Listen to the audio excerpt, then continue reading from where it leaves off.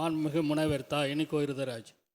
திருச்சியின் மையத்தில் அமைந்துள்ள மகளிர் சிறைச்சாலையை மாற்றி நீண்ட நாள் கோரிக்கையான காந்தி மார்க்கெட்டை இடமாற்றம் செய்யாமல் காந்தி மார்க்கெட்டை விரிவாக்கம் செய்து குளிர்பதன கிடங்குகளை அமைத்து தர வேண்டும்.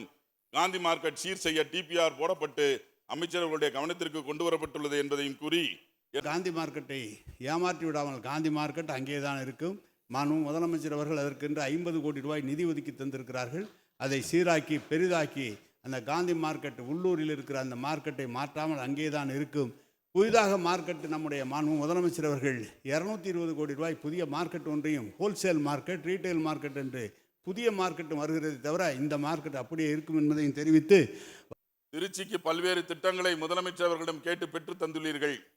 என்னுடைய கிழக்கு தொகுதியை அமைச்சர் அவர்கள் மேற்கு தொகுதி போல் பாவித்து இந்த நிதியாண்டு பட்ஜெட்டில் அதிக நிதி ஒதுக்கீடு செய்து தர வேண்டும் என்ற அருமையான கோரிக்கையை அமைச்சர் அவர்களிடம் வைக்கின்றேன்.